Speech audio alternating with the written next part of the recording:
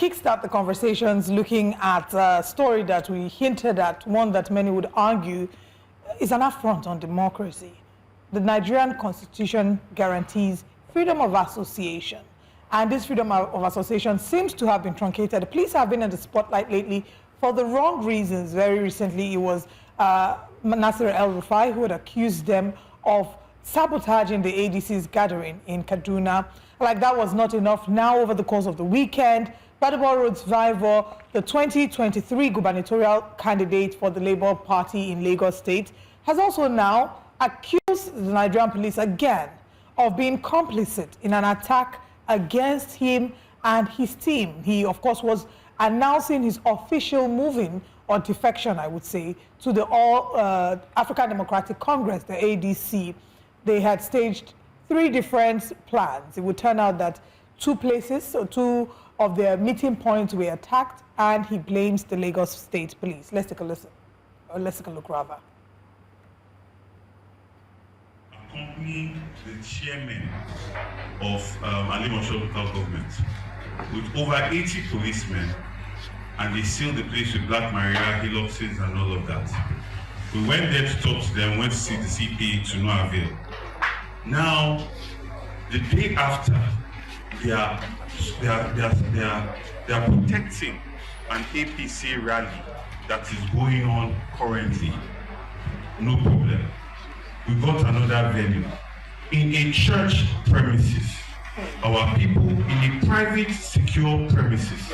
Our people were there, peaceful, no activity, just waiting for me to come. The chairman of what's his name? Of Agbado Okiodo, Echibadiro, went there with dogs, accompanied by policemen, and has completely destroyed everything there. Today, our plan was to give free healthcare checks to almost 4,000 Alimosho and Alimosho indigenous and Ikeja division residents. That has completely been destroyed. We have a team that was there to help people get jobs, register them, and pair them to profitable jobs that they could have for the youth that are unemployed. That has been destroyed by thugs. And you see these local government chairmen that should be making the inner roads of Alimosho motorable. They are not focused on that. They will leave, they will go on those roads to go and be intimidating people that want to offer Nigerians a better hope and a better future. And people will say this is politics. No.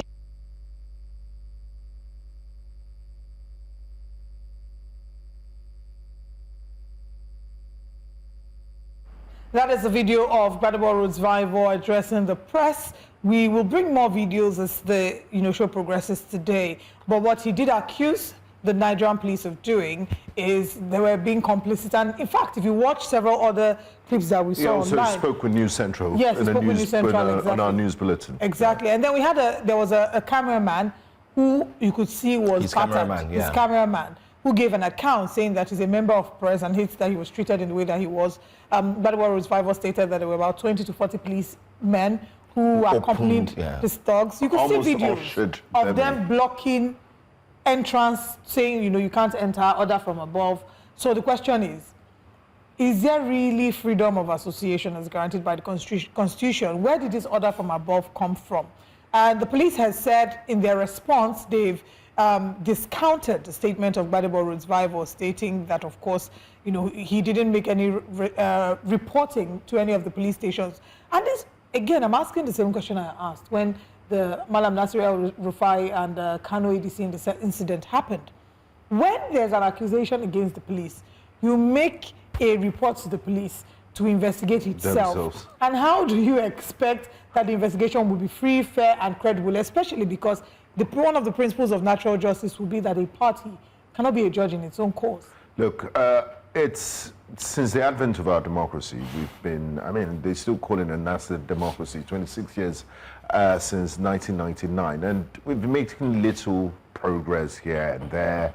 We had a civilian-to-civilian handover, we've had several, and we've not, I don't think in the history since 1999, we've come this low that there will be a clear and present danger to our democracy, and that we'll have instrument of state being used as political weapons. Because what the police did over the weekend, I mean, you can come up with statements and here and there and deny this.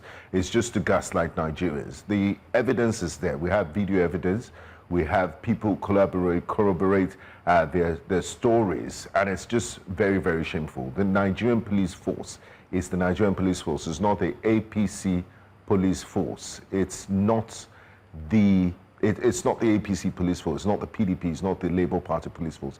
It's the police force for all Nigerians, and they should rise above partisan politics and should be, as a matter of principle, and the Nigerian Police Act, they should be unbiased, and they are there to serve the Nigerian people, regardless of political affiliations and leanings, and to serve and protect. But what happened was that they almost ushered in the thugs. And this is not the first time it happened. Just the same last week in Kaduna State, like you rightly mentioned, we had an attack on the ADC gathering there. Okay, so it's not a thing of us telling you about what's happened. You can hear from the mouth of the witnesses. Let's take a look at this video. Or the statement on what happened this past couple of days, and it is disgraceful. It is disgraceful that we're in a country now where A becomes Z, Z becomes A, everything is just turned on its head. We paid for a field, the Lion Field in Alimosho. We notified the police that we intended to gather on the Lion Field in Alimosho. At the beginning of the week, verbal consent, and we have the receipts that they received that notification, because we are not supposed to get permission from the Commissioner of Police to gather. That is our constitutional right. All we owe to the police is to notify them that we have an intention to gather. And they are supposed to protect us. This was not a gathering to protest against the government, which we can do if it's our right, because it's our right. This was not a rally to walk to Alimosho that I could say we're going to cause traffic. We're meeting to gather. The police command in that area was notified. Well, that again was Badabo Revival here on News Central as well, sharing his side of what happened. Beyond that, if you look into the details of the story that was shared and the response of the police, I'm just going to read out the response. The command described his assertions as unfounded and mischievous, stressing that the police remain neutral and non-partisan in their operations, according to a statement signed by the Deputy Police Public Relations Officer, DSP Bababe Olusheyi. The Commissioner of Police had directed the deployment of conventional officers, tactical squads, and police mobile force to Alimosho local government area and other parts of the state strictly to ensure law and order. Now, where did this happen? There were two spots. If you check on X, the tweets of Badabo Revival where he detailed the account, he actually did a fast one on them. He said they had apparently planned for decoy, three. yeah. There was a decoy because they expected. He said, first of all, he says it's truly disappointing that Lagos APC is abusing the institutions by sealing off the venue where the ADC was scheduled to hold a meeting tomorrow after obtaining the necessary approvals. This is not only an abuse of power, it's a clear attempt to stifle opposition voices in Lagos. We understand that the APC is jittery about the momentum the ADC and obedience in Lagos is building across the state, but deploying state security agencies to frustrate lawful political activities is unacceptable and undemocratic. He goes ahead to say, Lagos belongs to all of us, not a select few, and it's our constitutional right to assemble lawfully. Let it be clear that no amount of intimidation or harassment will stop us from engaging with the people of Lagos. Our movement is powered by the people, and no barricade will or show of force can weaken their resolve for a better Lagos. Hashtag our Lagos. Now, in explaining what happened, on his X account, he says, the thugs came in their numbers, ushered in and backed up by the police, and the state stabbed everyone they could reach. Thankfully, we had secured 3 different venues, knowing we were dealing with bloodthirsty kleptocrats. They destroyed the first and desecrated the second. It didn't matter to them that it was owned by a church. They destroyed speakers and split blood in the temple of the Most High. But that did not deter us. We held our event in Alimosho and declared for the people. We will not cower and will not be intimidated. We are on ground and we will show you who owns this land. Then he wrote something Yoruba that I don't want to mispronounce. Hashtag our Lagos. This is embarrassing. Honestly, it's very embarrassing and undemocratic. And this is not the sacrifice that journalists and so many civil society organizations, personalities died for the June 12 struggle, just to end up in the hands of thugs. I think Nigerians should also be aware that if this trend continues this way, then 2027 election might be one of the most, would say, dangerous that Nigeria would ever have. Because 2023 was basically like a litmus test when people were flogged, you know, at the polling units, and people were blatantly told that who do you want to vote for? This way, you're going to vote for this, get out. And people had the effrontery, the rights, the mindset to attack people at the polls, ensuring that they do not, you know, carry out their civil, you know, right or duty or something. And now we're starting to see another thing play out. Now, don't forget the ADC, of course, the former Kaduna State governor. He also was. They also had their own. And they were attacked by thugs in Kaduna. Attacked as well, and he didn't mince words. He quickly just went ahead to proclaim and state that the police were culprit because they were just watching. And then there are footage, the videos out there where the police were just watching and allowing the thugs to take the reign and enjoy themselves and do whatever they want to do. The same has equally applied here in Lagos. And the question really is, what is really happening? Is this going to be an easy and it's spell? not one single arrest. In that police statement, you expect them to say, you know, we've arrested a few people, we're questioning, we're investigating. It's just total denial and gaslighting. It was a defensive statement. It was a defensive statement. And there was no, I mean, it was not a victimless crime. One of the aides, his own sister, that was meant to drive the Gbadebo's sister that was meant to help with the outreach. She was attacked. One of his aides suffered a concussion. They destroyed, these things cost money. Speakers, tents, buses had their windscreens, their windows broken. And not a single arrest was made. There's something I also need for us to highlight, which is something that we'll see happen. I'm going to read out here something about the command. They said they had clarified that the APC in Alimosho Federal Constituency had duly notified the police about its sensitization exercise on continuous voter registration, which held peacefully at Lion Field, Yanokbaja, on Saturday, the 6th of September, with officers deployed for security. It added that no letter of notification or request for police protection was received from Rhodes Vival regarding any political rally in the area on that day. Before this whole incident, there was a video that we tried to play earlier. In that video, you will see part of his press team, his planning committee, saying that they sent a letter to notify the police and that they sent a letter 3 days ago. The commissioner of police. That being said, went to see whether or not you notified the police or not, for protection. You have a meeting. Yes, this is the video. Whether or not you notify the police for protection, the police has a responsibility to protect every citizen in the country. Every citizen, once there's crime being committed, they should step into the arena and sort it out. It's not a thing of, Shebi, you did not tell me. If you didn't tell me, then it's not that to let the area boys and we hear that themselves. happen a lot. We hear that happen a lot when they Even say during they were not protests. informed. They were not informed. Do we now have to be licking the ground that the Nigerian police works on for them to jump in and do what they need to do? That's a mindset that thoroughly needs to be corrected. And then the sort of, you mentioned 2027, the sort of message this sends. I mean, and with the continuous voter exercise is ongoing, and people watching this will be like, is it even worth it to register if we can see the level of intimidation where people are not even, they're not campaigning, they are just coming together to have a simple, peaceful political meeting. But because you think you own the land, you can intimidate and, you know, use violence to threaten opposition. It's very, very, very terrible and doesn't augur well for our democracy. It certainly needs to be investigated. We'll talk about this in depth as we proceed with the show today. But now let's move on to another interesting story. Omeyele Sowore has allegedly been contacted by the DSS and asked to delete his anti-Tinubu tweet. X actually sent him a message notifying him that they had gotten, they had been contacted by the DSS here, asking that his tweets be removed where he criticized President Bola Ahmed Tinubu, and it was officially a video. Now, this is a tweet. He said, This morning, X, formerly Twitter, officially contacted me about the despicable threat letter they received from the lawless DSS over my tweet on Tinubu. One option I will not be taking is deleting that tweet. Thank you, X. Then he then shares, hello at Sowore. In the interest of transparency, we are writing to inform you that X has received a request from the Department of State Services regarding your tweets.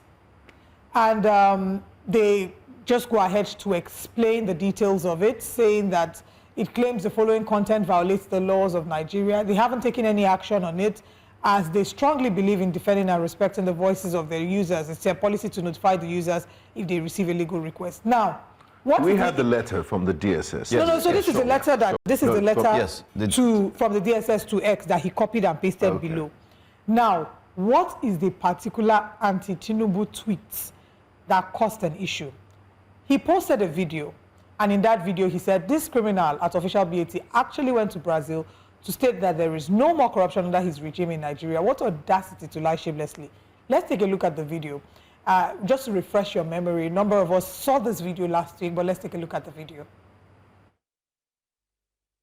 The reform that I've embarked upon since I took over in Nigeria has been very impactful.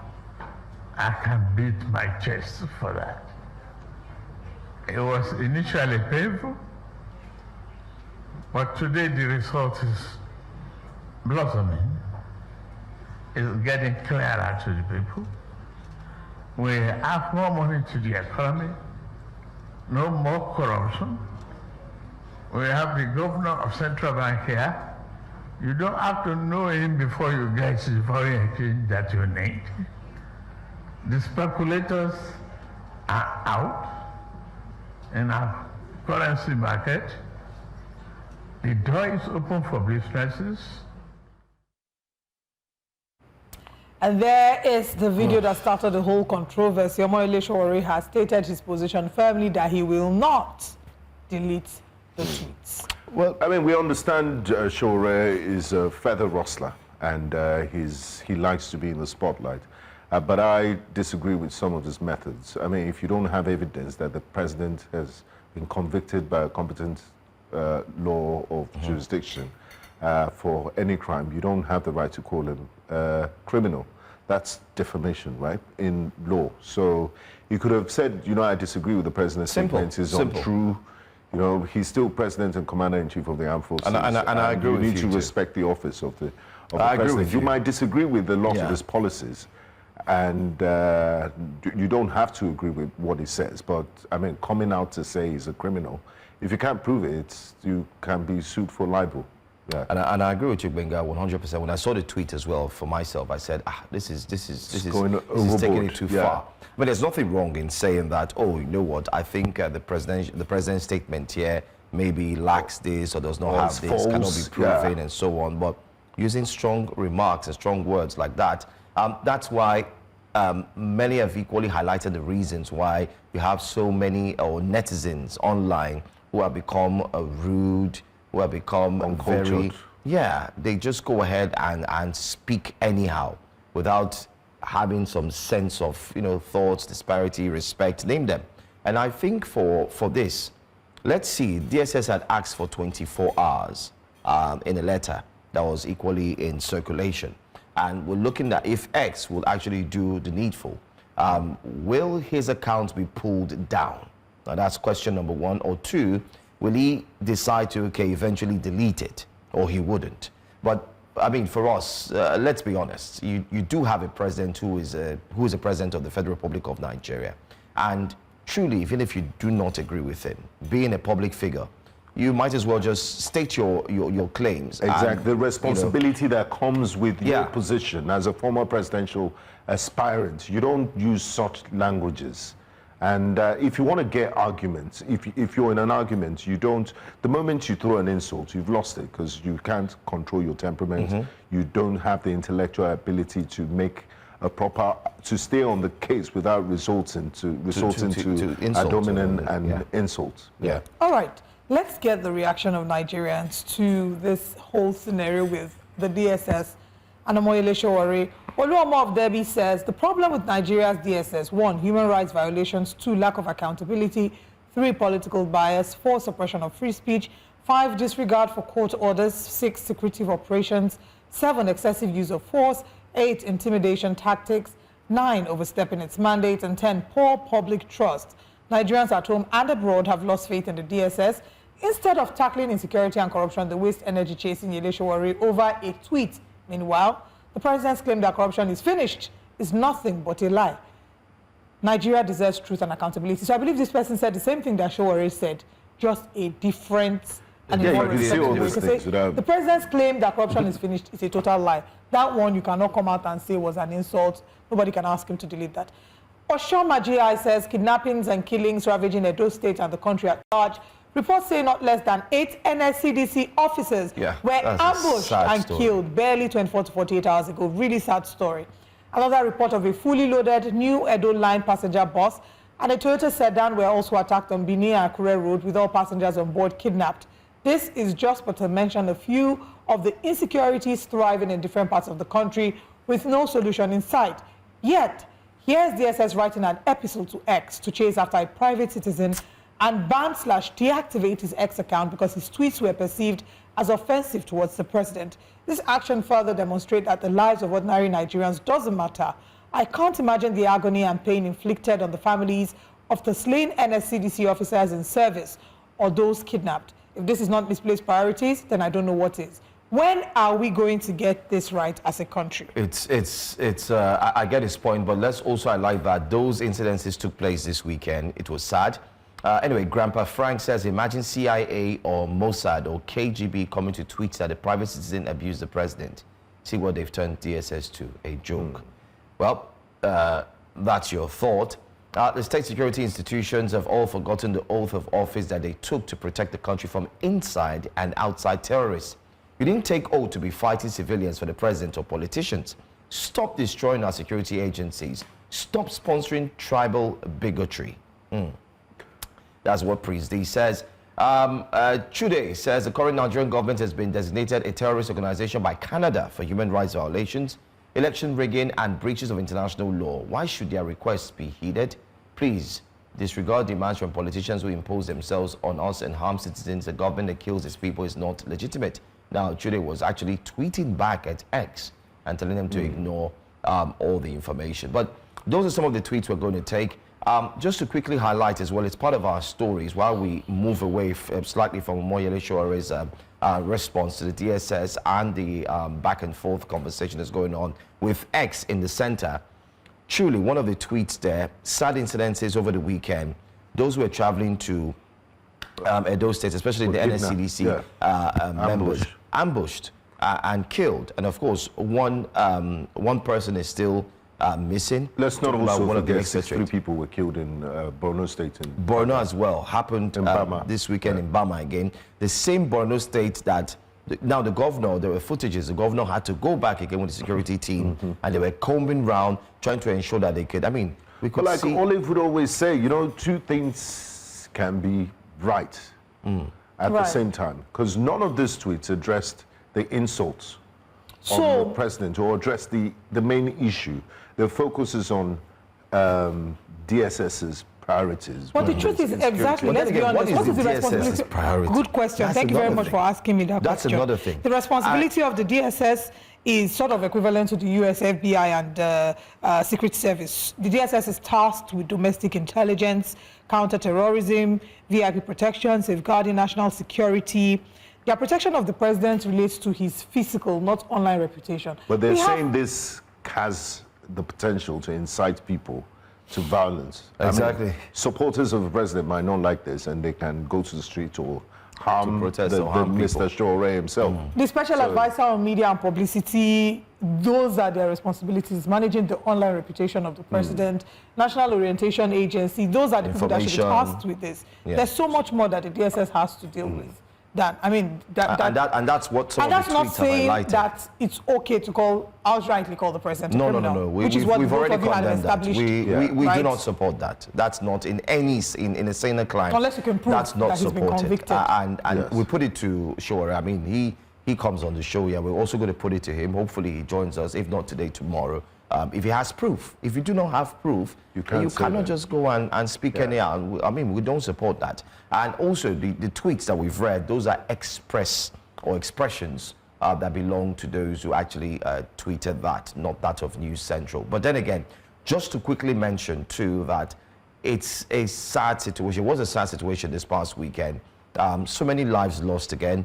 You know, it's with heavy hearts that we come here every morning, rather than start the morning right with interesting stories, very beautiful things that happened also over the weekend. We're not saying good things didn't happen, but you know, the bad news always dominates the headlines. Do you know what 63 lives mean? 63. Do you know when you hear those numbers, it brings us back to the talk of what, again, I always ask this, what is the value of a Nigerian life? We just basically make it about numbers. We don't seem to value these are people's fathers, mothers, siblings, children, loved ones. We just throw out figures, 63 numbers. In a country, the president is on a working vacation. And there's no press release.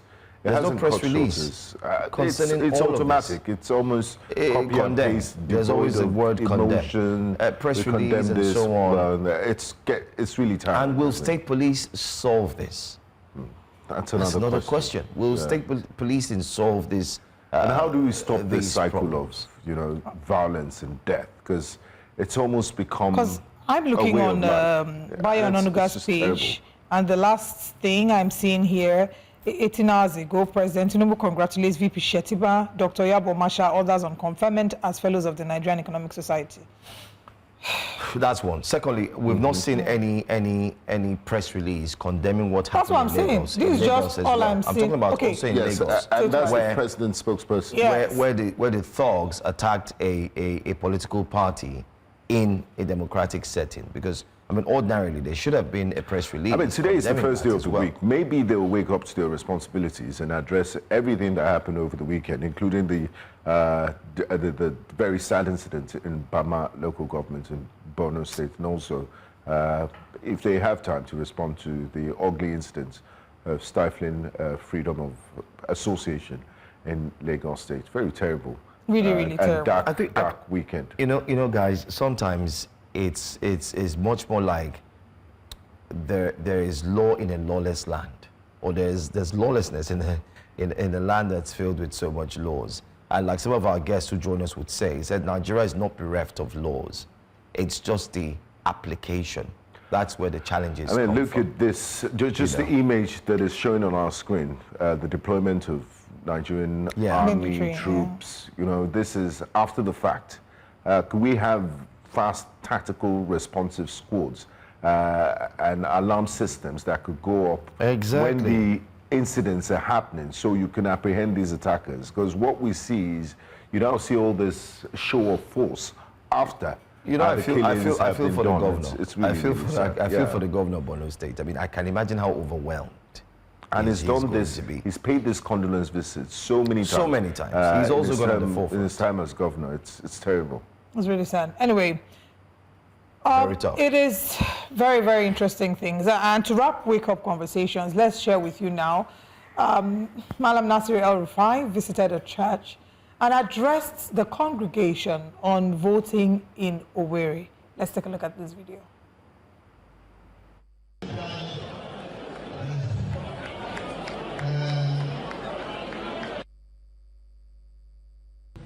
Because the governance of our country today is democratic. We elect our leaders. We don't select them. We don't appoint them. So voting is important. Registering to vote is a civic duty. It's not a political imperative. It is a civic duty which, as a citizen, you must take advantage of. Looking at the numbers of the continuous voter registration in Nigeria in the last 2 weeks, the Southeast, including Imo State, of course, are lagging behind the rest of Nigeria. I want to appeal to you, our mothers, our sisters, our daughters that are in this room, to please take this up and get our children that are 16 years and above, who will be 18 years in 2 years and ready to vote, to please go out and register to vote. It is very, very important. And that is it there. He's addressed the congregation. There have been reactions. I wonder of what course, politics and the church.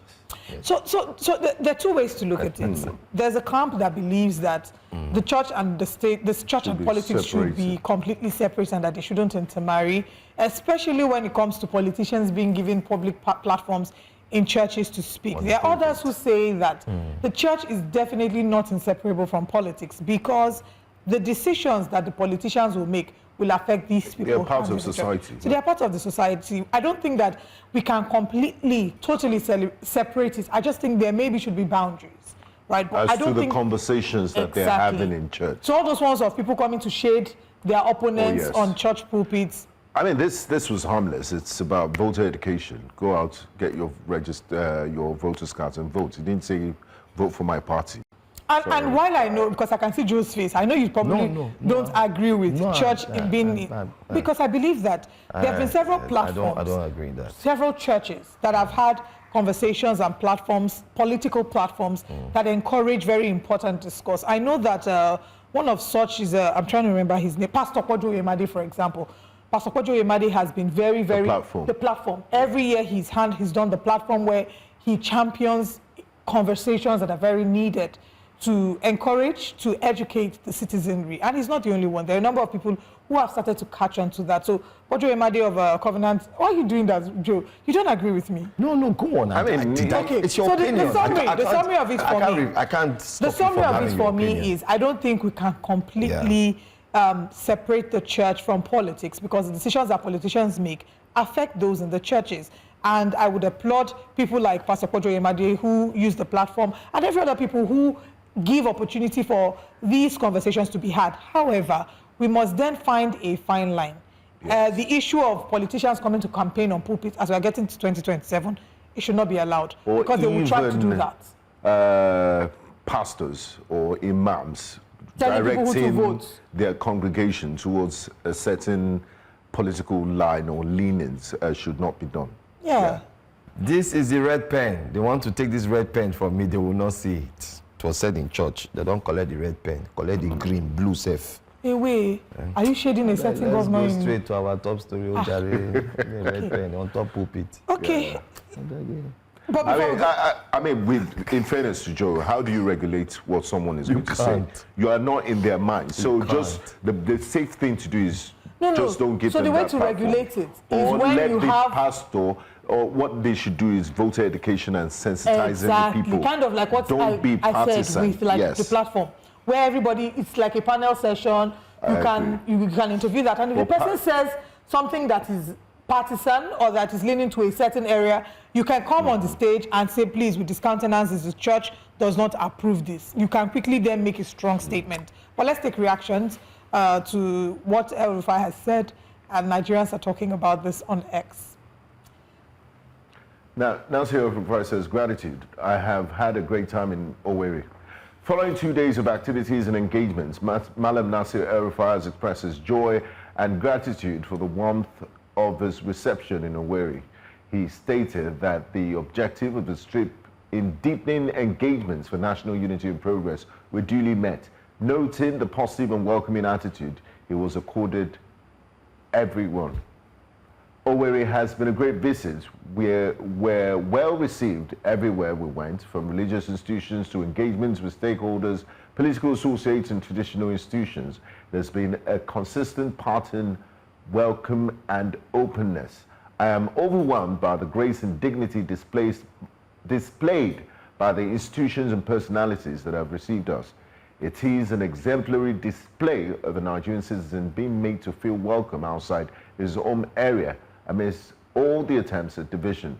The interactive session we held on our first night stands out as well. I appreciate the solidarity displayed by His Excellency Peter Obi, who attended the event despite not feeling well.